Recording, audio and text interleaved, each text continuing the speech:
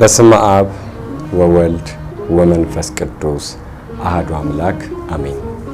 እንዴት ከረማችሁ የወርቅ ዘንግ መርሃ ግብር ተከታታዮች? እንደ መለኮቱ አምላክ እንደ ቸርነቱ አባት የሆነው ልዑል እግዚአብሔር የተመሰገነ ይሁን። ከኢየሩሳሌም መልስ ለእናንተ ይጠቅማሉ ያልናቸውን ተከታታይ መርሃ ግብሮች ማስተላለፍ ጀምረናል። ዛሬም ከመቤታችን ከቅድስት ድንግል ማርያም ጋር የተያያዙ በኢየሩሳሌም ያየናቸውን ታሪኮች ወደ እናንተ እናቀርባለን። ነቢየ እግዚአብሔር ኢሳይያስ በትንቢተ ኢሳይያስ ምዕራፍ 65 ቁጥር 18 ላይ እግዚአብሔር ኢየሩሳሌምን ለደስታ ፈጠራት፣ ሕዝቦቿም እንዲደሰቱባት ተፈጠረች ይላል። አዎ ያቺ ቅድስት ከተማ፣ ያቺ የዳዊት ከተማ መድኃኔ ዓለም ኢየሱስ ክርስቶስ የተመላለሰባት ከተማ የደስታ ከተማ ነች። የሕዝበ እስራኤላውያንን ታሪክ ስናይ ግን ልባቸው ከእግዚአብሔር እየራቀ ከትእዛዝ እየወጣ ከሕጉ እያፈነገጠ ደንዳና በመሆናቸው ምክንያት ብዙ መከራ ከተማዋ አይታለች። 52 ጊዜ ተቃጥላለች። 44 ጊዜ በምርኮ ውስጥ ሆናለች። 23 ጊዜ በከበባ አሳልፋለች። ያቺ ቅድስቲቱ ከተማ የሶሎሞን ቤተ መቅደስ ተገንብቶባት የነበረችው ያቺ ከተማ እግዚአብሔር ዓይኔም ልቤም ለዘላለም በዚች ነው እኔ ከተማዋን መርጫታለሁ ብሎ የተናገረላት ያቺ ከተማ ለሕዝቦች ደስታ የተፈጠረች ከተማ ናት። ዛሬም የሚጎበኟት የረገጧት ሁሉ ደስታ ያገኙባታል።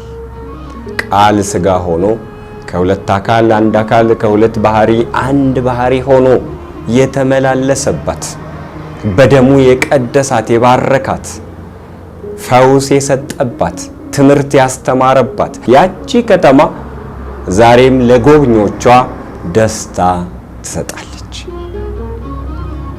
ነገር ግን ብዙዎች ወደ ኢየሩሳሌም ሲመጡ ከሃይማኖታቸው ትምህርት የተነሳ ታሪካቸው ደግሞ ጎዶሎ ይሆንባቸዋል። አንዱን ጥለው አንዱን ያንጠለጥላሉ።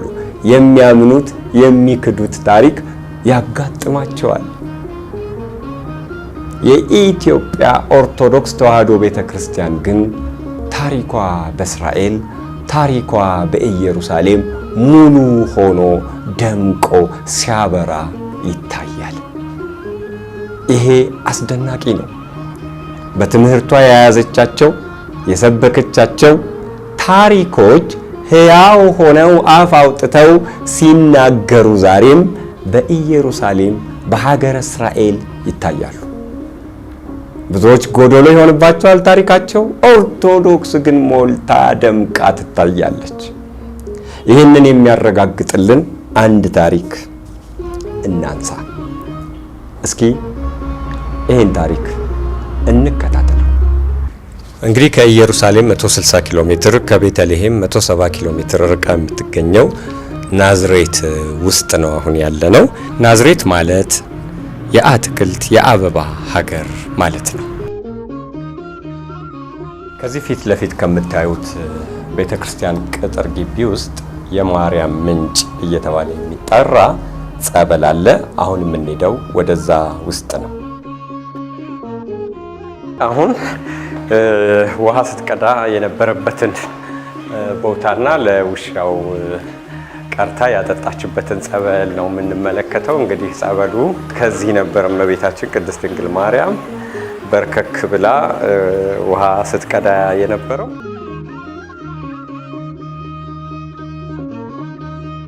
እስራኤል አካባቢ ካሉ መንደሮች ውስጥ እንግዲህ ይሄ ብዙ እንስቶች ውሃ የሚቀዱበት አካባቢ ነው። በዚህ አካባቢ አንድ ቀን ውሃ የጠማው ውሻ ይመጣል። ብዙዎቹ ግን እንስቶች ለዚህ ውሻ ውሃ መስጠት አልፈለጉም፣ ጨከኑበት፣ አባረሩት፣ ድንጋይ ወረወሩበት። ይህንን የተመለከተችው እናታችን ቅድስት ድንግል ማርያም እንስቶቹን ገሰጸቻቸው።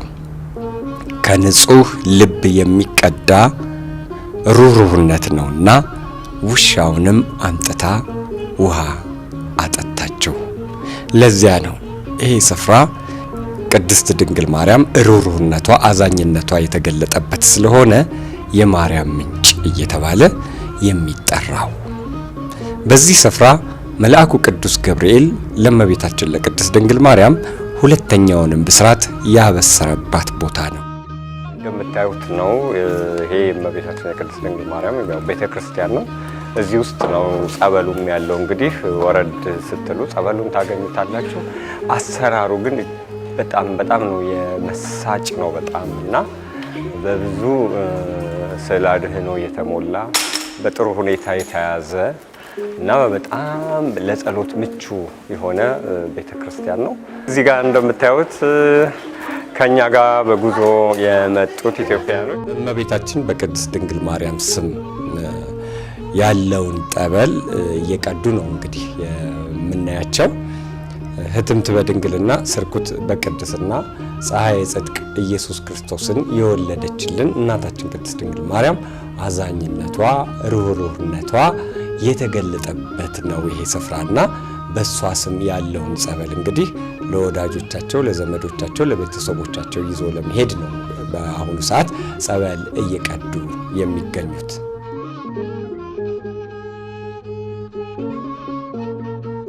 በፍቅር ያጌጠች፣ ፍቅር የለበሰች፣ ፍቅር ውበቷ የሆነላት እናታችን ቅድስት ድንግል ማርያም እንኳን ለሰው ለውሻ ለእንስሳ የሚራራ ልብ ነበራት።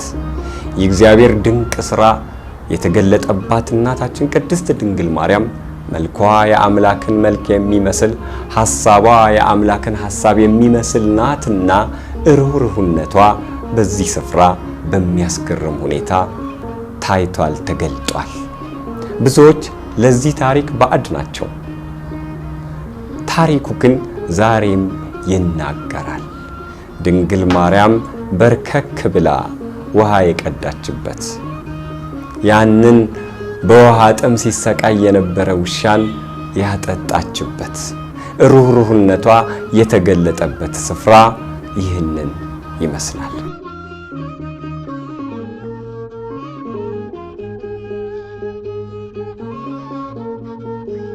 የወርቅ ልብስ ተጎናጽፋ ንግስቲቱ በቀኝህ ትቆማለች የተባለችው ቅድስት ድንግል ማርያም በምድር በነበረችበት ጊዜ ራሷ ምድርን አስደንቃታለች።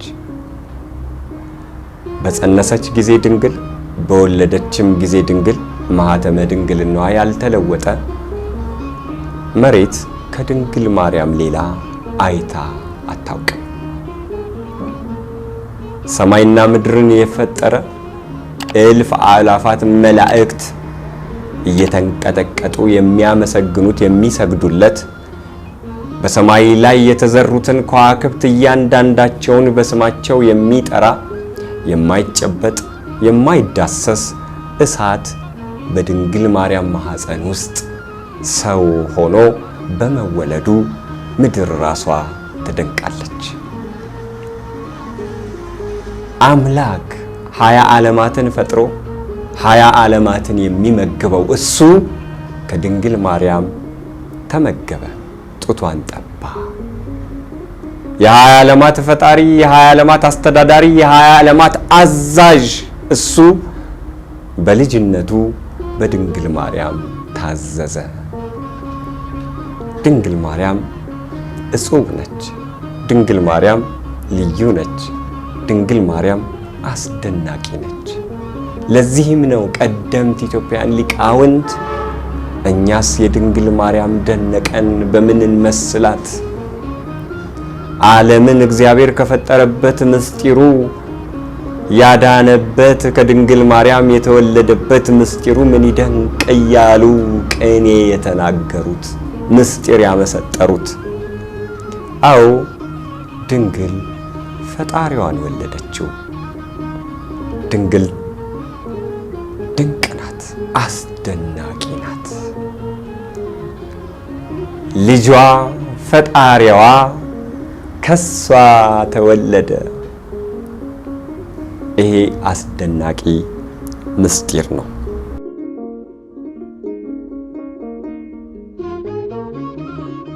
እሺ እንግዲህ ተመልካቾቻችን አሁን የምንገኘው እመቤታችን ቅድስት ድንግል ማርያም 12 ዓመት የቆየችበት ስፍራ ላይ ነው። ታላቅ ስፍራ ነው። በዚህ ስፍራ እንግዲህ በጣም ግዙፍ ቤተክርስቲያን ደግሞ ተገንብቶ እናያለን።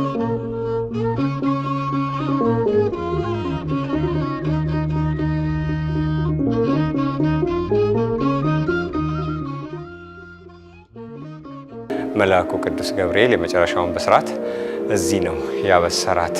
የመጀመሪያውን የወንጌል ቃል መጋቤ ሐዲስ ቅዱስ ገብርኤል የነገረባት ቦታ ነው።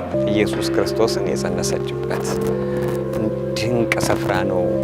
ለመላው ዓለም ክርስቲያኖች በሙሉ የክርስትና መሰረት የተጣለበት፣ ከጨለማ ወደ ብርሃን፣ ከሞት ወደ ሕይወት፣ ከባርነት ወደ ነፃነት፣ ከዓመተ ፍዳ ወደ ዓመተ ምሕረት የተሸጋገርንበት መሰረት የተጣለው በዚህ ስፍራ ላይ ነውና በእውነት በጣም ድንቅ ነው።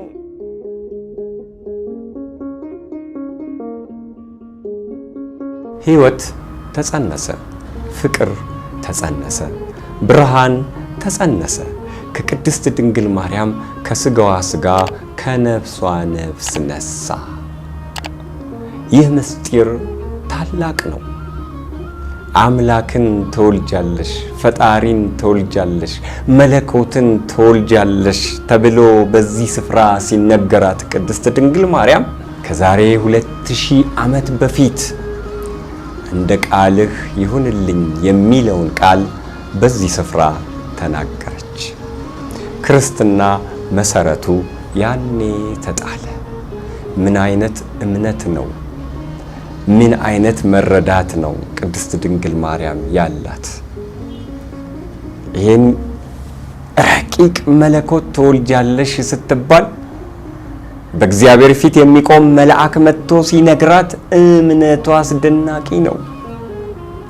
ለእግዚአብሔር የሚሳነው ነገር እንደሌለ የተረዳችው ቅድስት ድንግል ማርያም እንደ ቃልህ ይሁንልኝ የሚለውን የእምነት ቃል በዚህ ስፍራ አወጣች። ያኔ ክርስትና መሰረቱ ተጣለ።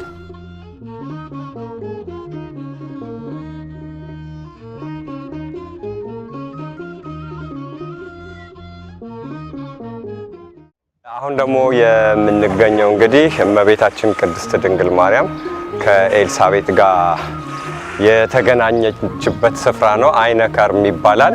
ያው እንደምትመለከቱት እንግዲህ ወርቃማ ጉልላት ካለው ቤተክርስቲያን ዝቅ ብሎ በአረንጓዴ የተሰራው አካባቢ ነው።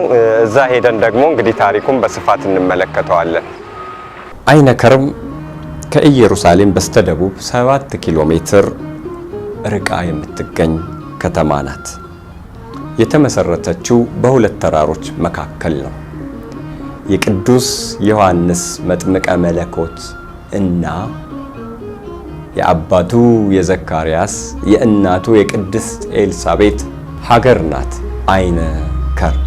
አሁን እየሄድን ያለነው እመቤታችን ቅድስት ድንግል ማርያም ዘመዷ ኤልሳቤጥን ልትጠይቅ የመጣችበት ስፍራና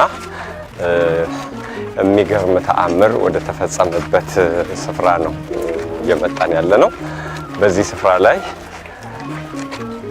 ድንግል ማርያምን ኤልሳቤጥ እንዴት አድርጋ እንዳመሰገነቻት እንዳወደሰቻት፣ በማህፀኗ ያለው ጽንስም ለእመቤታችን ቅድስት ድንግል ማርያም እንዴት እንደሰገደ አባቶቻችን ሊቃውንት እንግዲህ በብዙ መረጃ አስቀምጠውልናል።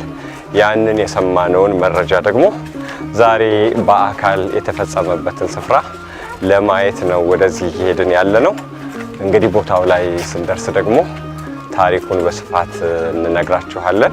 ለብዙ ሰው በእርግጥ ይሄ ታሪክ የታወቀ ነው። በሉቃስ ወንጌል ላይ የሰፈረ ታሪክ ነው። በጣም የታወቀ ነው። ኦርቶዶክሳውያን በተለይ ይሄ ታሪክ ለእናንተ እንግዳ አይደለም። ነገር ግን ስፍራው ላይ እስካለን ድረስ ታሪኩን ማስታወስና መዘከር ስለሚገባል ቦታው ላይ ሆነን ደግሞ ምን ነበር የተከናወነው የሚለውን እንመለከታለን።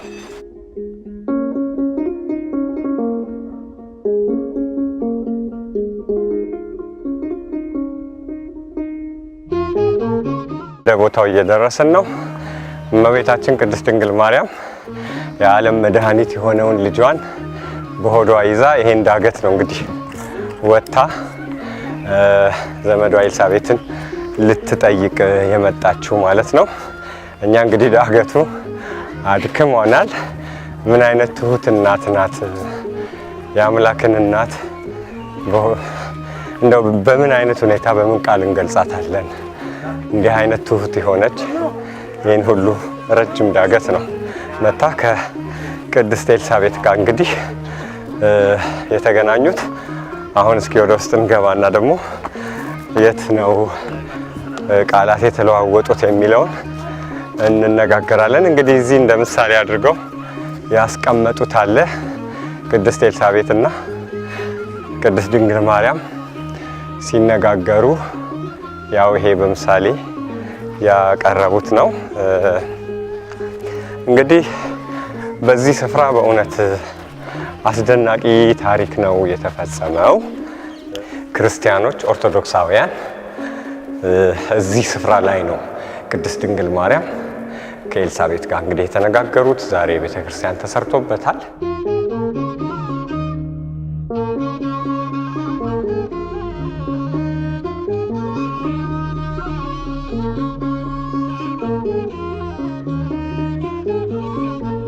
የምትመለከቱት ደግሞ ድንግል ማርያም ትንቢት የተናገረችበት የማርያም ጸሎት ነው።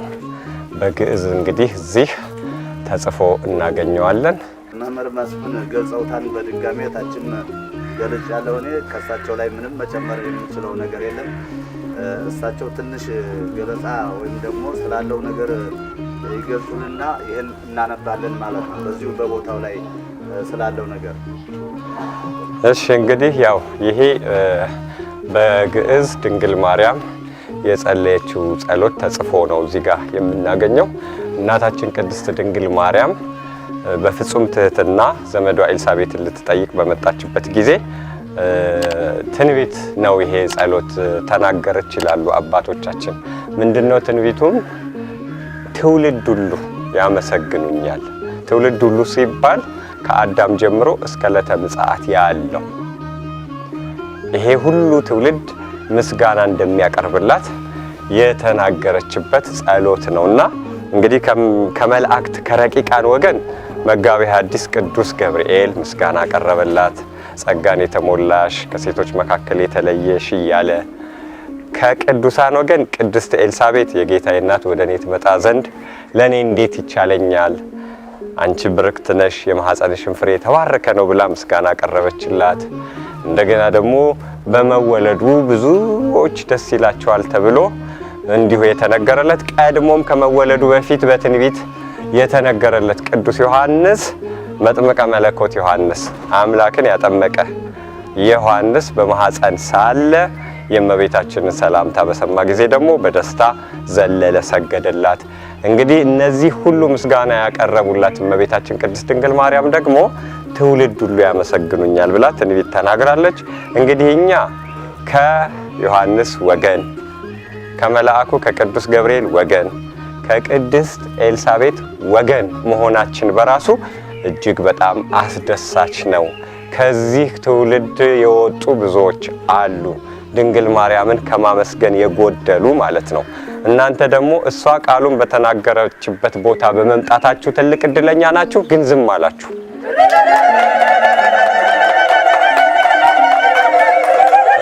እንደዚህ ነው።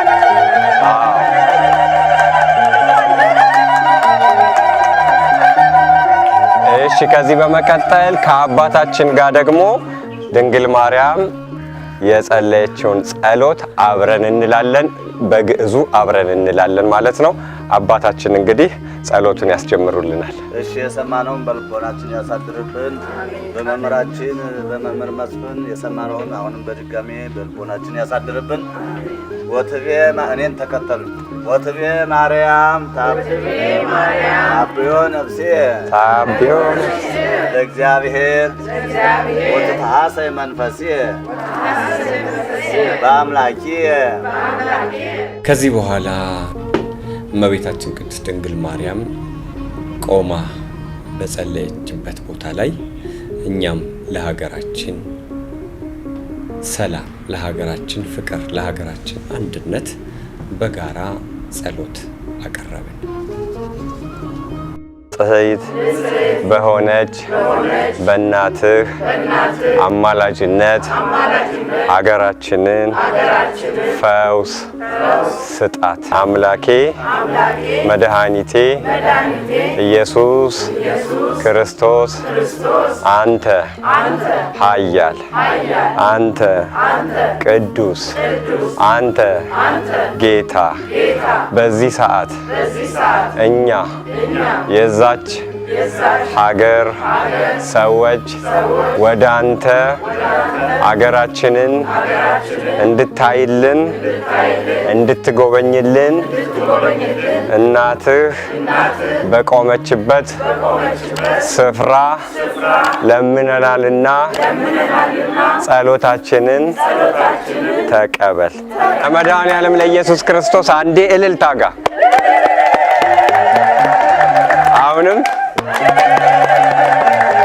አሁንም አንዴ እስኪና ጨብጭብ ለድንግል ማርያም። አቤት እጃችሁ ግን ስራ ይዟል። ደጋሙት አንዴ። እንግዲህ ወደ ኢየሩሳሌም ለመሄድ የምትፈልጉ የግብጽ ገዳማትንም ለመጎብኘት ለምትፈልጉ ቀርሜሎስ አስጎብኚ ድርጅት ጉዞ አዘጋጅቷል። በስክሪኑ ላይ በሚያልፉት ስልኮች እየደወላችሁ መመዝገብ ትችላላችሁ።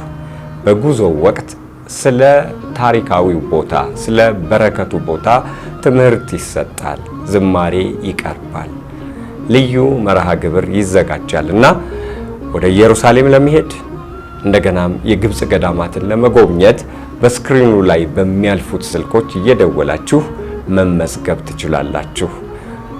እንግዲህ በነበረን ቆይታ የምናመሰግናቸው አካላት አሉ። የመጀመሪያው እንግዲህ ቀርሜሎስ አስጎብኚ ድርጅትን ከልብ እናመሰግናለን።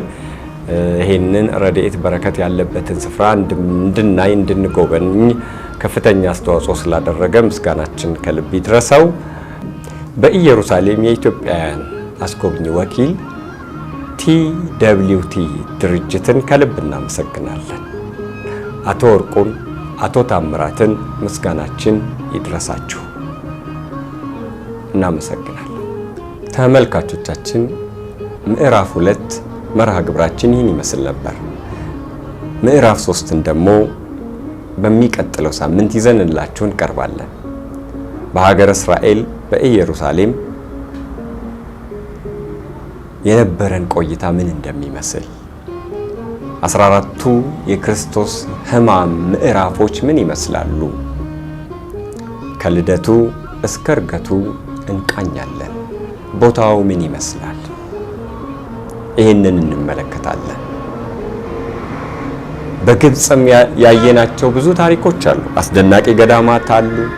እመቤታችን ቅድስት ድንግል ማርያም በስደት በነበረችበት ጊዜ ያሳለፈችው ነገር በሙሉ ምን ይመስላል? እነዚህን በተከታታይ ለእናንተ እናቀርባለን።